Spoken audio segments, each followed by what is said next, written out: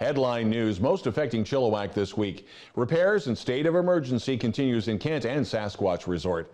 Chilliwack Chamber of Commerce supporting Rideshare for Chilliwack with provincial licensing. Have you been in a car accident recently? Don't worry, it's not your fault. And a new president for the Chilliwack and Area Real Estate Board. Thanks for watching. We're committed to providing local news and news that impacts our local audience from Harrison to Garrison, Greendale to Hope, and everywhere in between, including Agassiz, Rosedale, Squeala First Nation, Fairfield Island, Ryder Lake, Chiacton First Nation, Yarrow, and downtown Chilliwack. Our very special guests this week are Barry Penner with Laurie Throness and Penner's Politburo, and Steve Kroner in a brand new segment, Kroner Corner. All right, Chilliwack, let's get started. Anyone in media and social work and those who are friends are now in shock. Kathereen Kessler has passed away. The founder of Meodow Rose Family Help Center Society helped so many young women in Chilliwack and the Eastern Fraser Valley. Her daughter Jennifer posted to Facebook, "It's with a heavy heart and so much sadness that I announce that my beautiful mom passed away suddenly this past Sunday, February 9th. My mom was radiant inside and out and brought so much joy wherever she went. She was so loved by many and will be greatly missed. Words could not express the immense sadness that this news has brought. A celebration of life will be held for her on March the 21st with details to be announced." Support for the anti-pipeline protesters in unison with the Wet'suwet'en First Nation have been felt throughout British Columbia, first on the Northern First Nations land, then almost halting the opening of the legislature in Victoria on Tuesday. That was followed by major traffic disruptions in Vancouver, first at the Port of Vancouver, then Cambie and Broadway. In Chilliwack, a similar protest will happen Friday, Valentine's Day.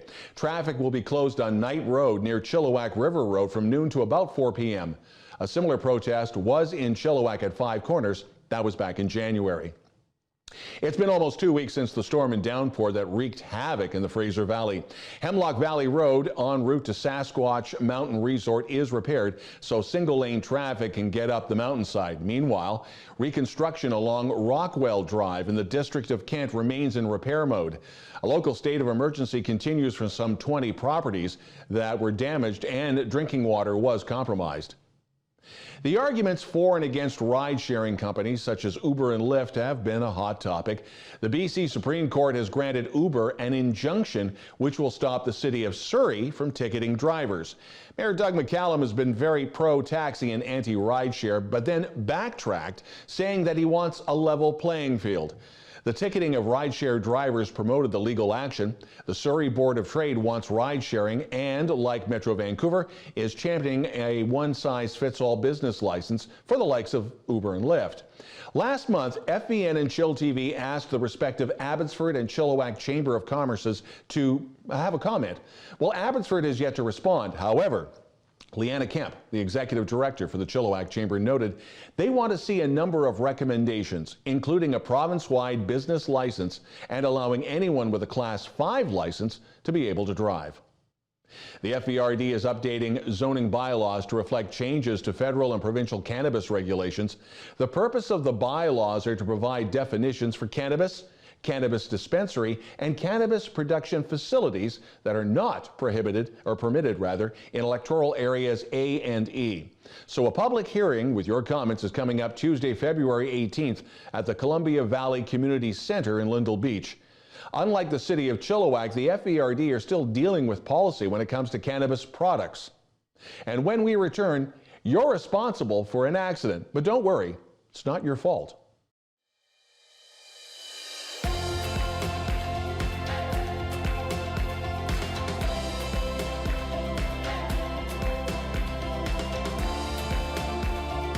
Nasi goreng is an Indonesian fried rice dish. It's an original recipe that has been handed down from Doutzen that we at Hofstede's have been using for 20 years. It is mildly spicy with hints of curry. Come in and enjoy it on Thursdays in our cafe as well as in our takeout section every day. Please come and enjoy.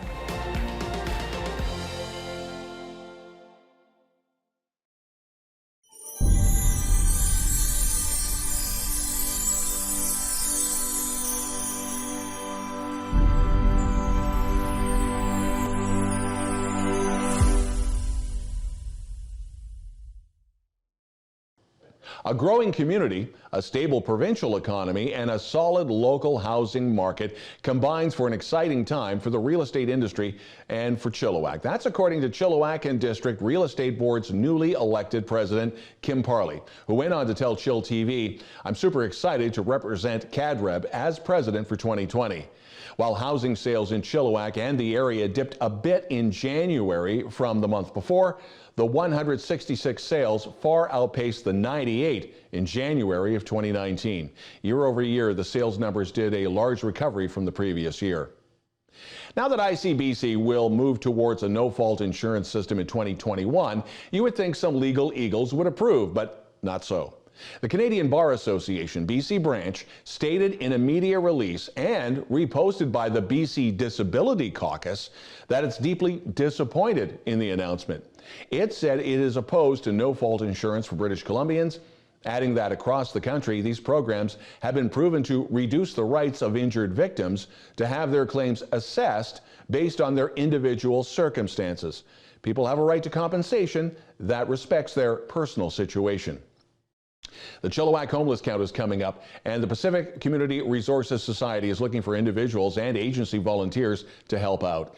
This is part of an endeavor with the FVRD for a valley-wide homeless count.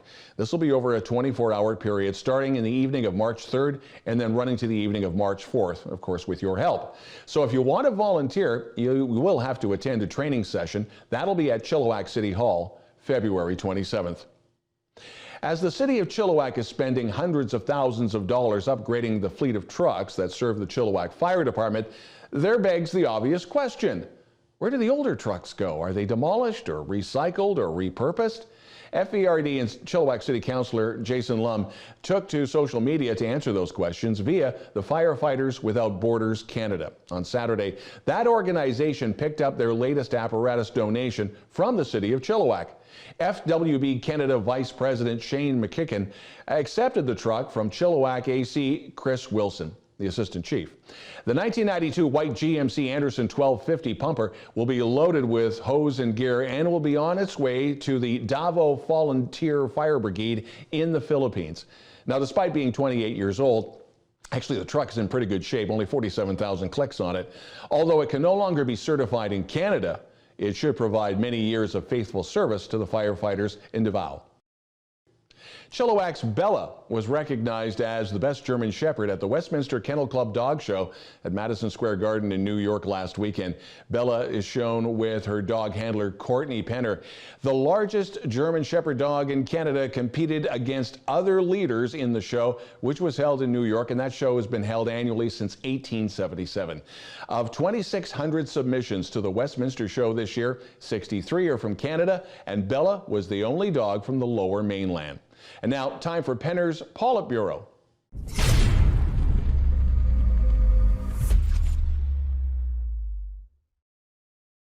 Hi, I'm pleased to be back on chillTV with another edition of Penner's Politburo. This week, my guest is Laurie Throness, the member of the BC Legislature elected to represent the constituency known as Chilliwack-Kent. Hi, Laurie. Nice to see you again. It's nice to be here, Barry. And welcome back to chillTV. I know that a few weeks ago, or maybe a week ago, you were up in Prince George attending a caucus meeting. Those things are meetings of BC Liberal MLAs, normally take place in Victoria. What brought you to Prince George? Well, we felt that the government was not paying enough attention to BC's north. As you know, the logging industry is in a shambles in BC's north, and so we like to draw attention to that by the places we go. So we are concerned about the north, and we wanted to be there. And can you tell us a little bit about what you talked about? I know that what happens in a caucus meeting is supposed to normally stay in a caucus meeting and be confidential, but maybe some broad themes?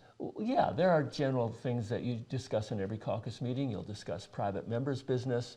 You'll discuss the upcoming session, which is coming up very soon. You discuss election readiness.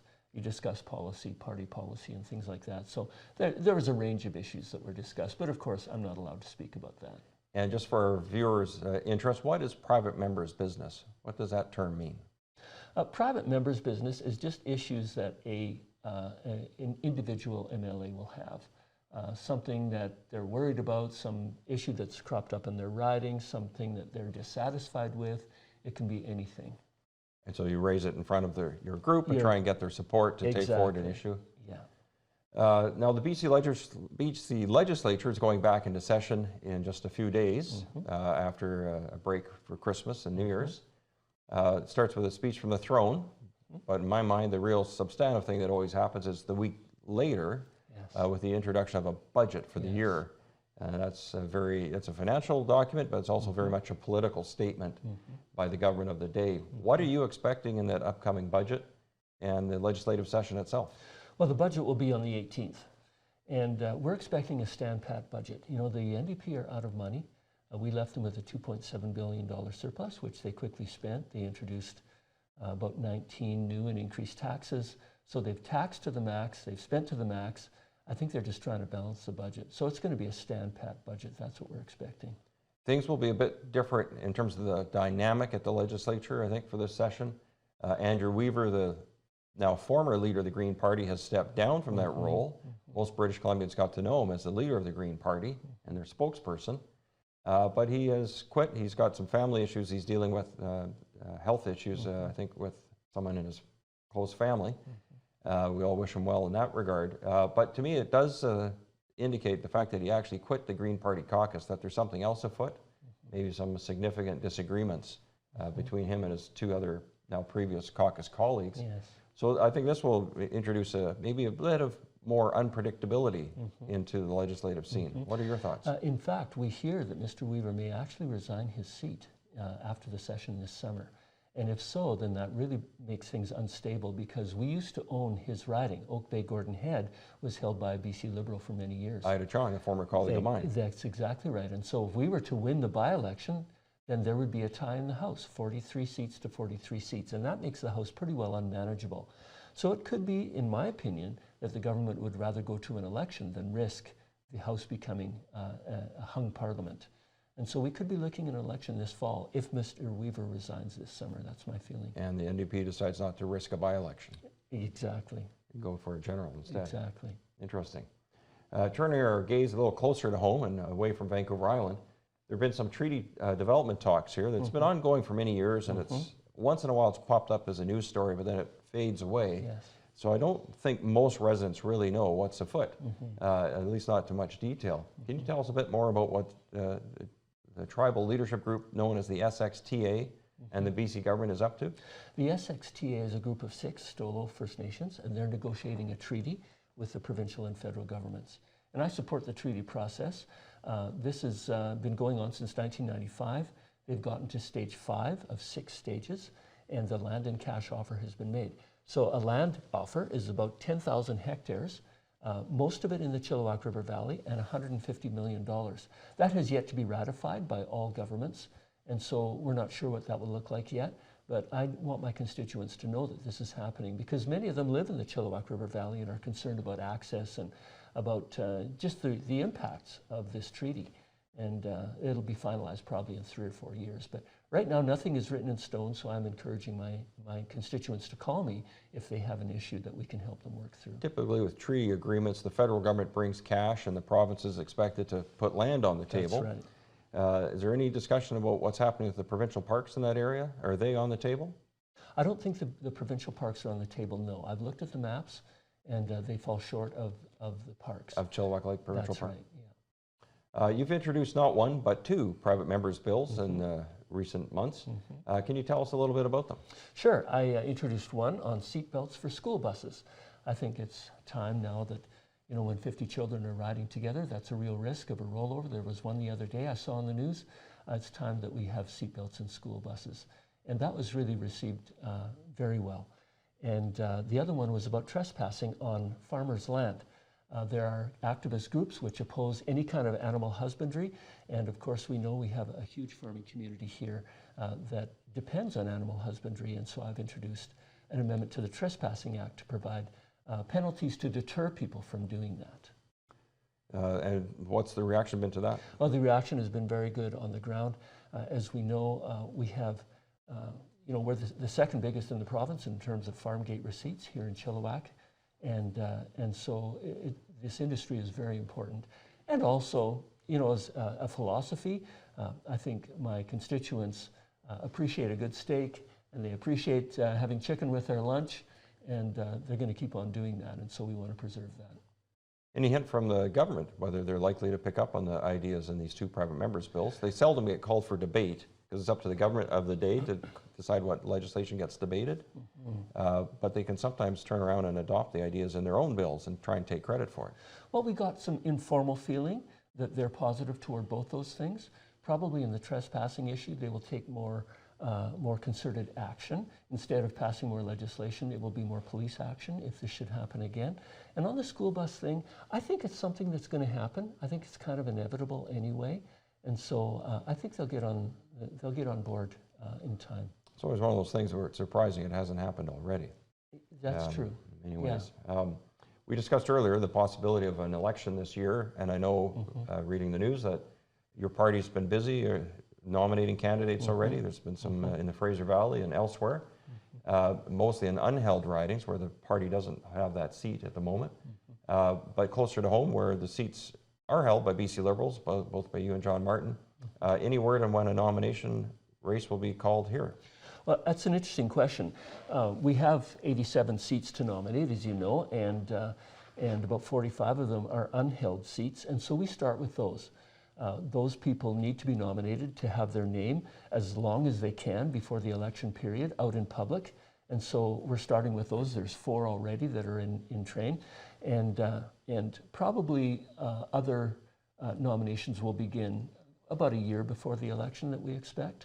And so we don't expect any nominations in either riding in Chilliwack right away. Okay. Well, it was right here on Penner's Politburo, I think in November, that we learned that your legislative colleague, John Martin, who's the MLA for the other Chilliwack riding or constituency, is facing a potential challenge from a would-be BC Liberal candidate in the name of Diane Jansen, who's familiar to many people in Chilliwack as having been formerly on City Council and before that on School Board.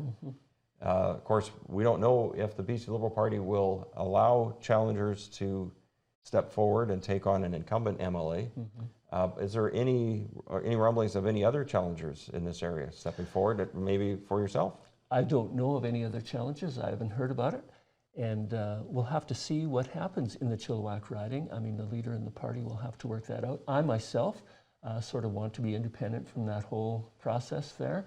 And it's simply my pledge to work enthusiastically with my colleague in the Chilliwack riding. But you haven't heard any rumblings of other contestants? I haven't heard of any other contestants or developments there. We'll have to see what happens.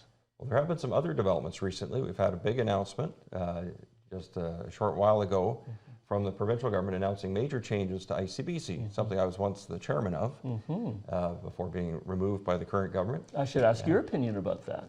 I have plenty about being removed, certainly. There have been repeated attempts by the current government and claims that their measures would stem the increasing rates. It hasn't quite happened. What's your take on what we've heard about an introduction of no-fault insurance? Is this something the NDP said they would do before the election? This is something they said they wouldn't do before the election, and now they're turning tail. You know, so far in the past 2 years, they've not succeeded in bringing down rates. And so we're really skeptical about their possibility of doing that in the future. I mean, it is forecast that rates have gone up by 18% since they were elected, and they're forecast to go up another 24%. Now they're saying they're going to come down by 20%. I think that might be a wash. So I'm skeptical of everything that the NDP is suggesting about ICBC. And a policy of our party is to bring competition to bear on auto insurance in BC, and I think that's still our policy. I think we're going to stick with that. And I can tell you that my constituents are very unhappy with ICBC and the rates that they have to pay. I know I'm paying more than I ever have in my life for insurance. I'm unhappy about that. And so we think that the people of BC are going to be on board for change.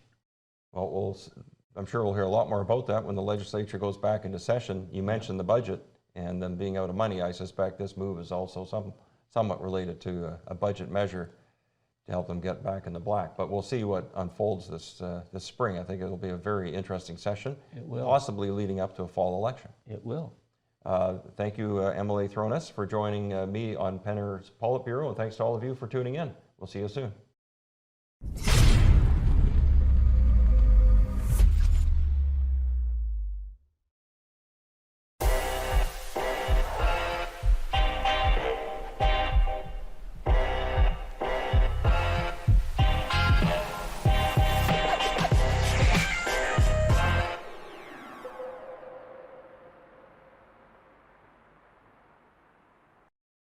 18-year-old Jordan Hedema kicked the game winner versus Costa Rica, her 7th goal of the tournament, and books Canada's ticket to the Tokyo 2020 Summer Olympic Games. The Canadian women's national team booking their Olympic berth after a 1-0 win over Costa Rica. Jordan was the hero after scoring the only goal in the 72nd minute. The match played at Cal State University's Dignity Health Sports Park in Carson, California. Hedema was born here in Chilliwack in 2001 and began playing football at the tender age of 4 years old with Chilliwack FC. She attended middle school at Rosedale Middle School and was in Chilliwack at Chilliwack Secondary. Abbotsford's Nick Taylor shooting a 2-under par 70 to win the AT&T Pebble Beach Pro-Am. He becomes the first Canadian to ever win that one. Taylor held a 1-shot lead over Phil Mickelson going into Sunday, but was able to hold him off en route to his 2nd win on the tour. He closed with a 2-under 70 and a 4-shot victory over Kevin Streelman. His first win on the tour came at the Sanderson Farms Championship back in 2014. Registration for the 2020 Chilliwack minor baseball season is underway. Blast Ball, Rally Camp, Junior and Senior Tadpole divisions are still available right up until February 23rd. Google Chilliwack Minor Baseball for more information. The BC Hockey League announcing the host team for the 2020 Showcase Festival. It's not Chilliwack, it's the Salmon Arm Silverbacks. This will be the first time Salmon Arm has hosted the event, as it was held in Chilliwack since the inception of the tournament back in 2012, and then last year split between Chilliwack and Penticton. While local fans may be disappointed, the league does want to spread the wealth around. And now I'd like to introduce Steve Croner and a new chillTV segment, Croner Corner. Welcome to Croner's Corner, where we talk about topics that make you go, what the heck are you doing? My family and I love to go out to eat, and we try to go to as many different restaurants as we can. There's been one trend that I've been noticing too often during breakfast, lunch, or dinner, and that's families that are way too addicted to their phones. For instance, the other day, we watched a nice young family sit down for dinner next to us. They started off like any other table, ordering some drinks and then their food, and then it happened. Almost simultaneously, everyone took out their phones and they were locked into their virtual world, sometimes laughing to themselves and some continuously scrolling up, but no one looking up. That's where I like to say, what the heck are you doing?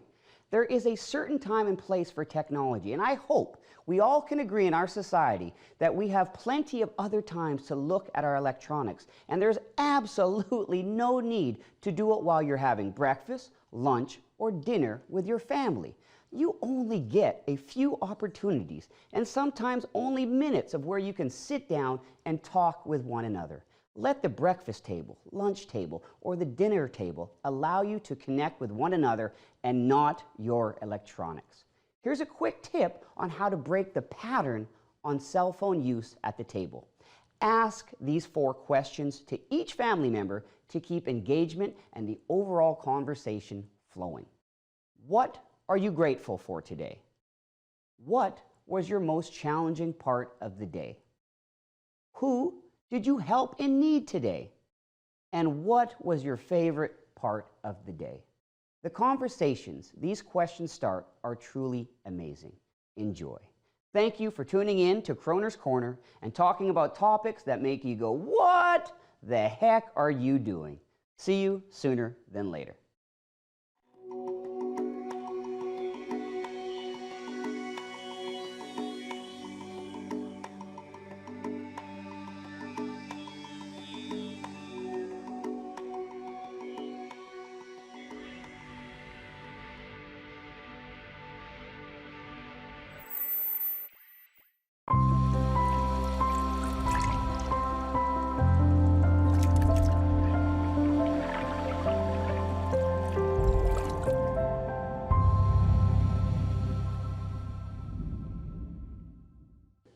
chillTV weather, mild temperatures and plenty of spring showers for the next few days and the high of 9. Thanks for joining us this week, and thanks to our guests this week, Barry Penner and MLA for Chilliwack-Kent, Laurie Throness in Penner's Politburo, and Steve Kroner and his Kroner Corner rant. If you'd like to share the spotlight, even if you've never been on camera before, send us a note to news@chilltv.ca with your CV, and if you have it, links to your video. And if there's something in Chilliwack and the Eastern Fraser Valley you feel we should be reporting on, again, send us an email to the same address, news@chilltv.ca. That's the news this week. I'm Don Lehn.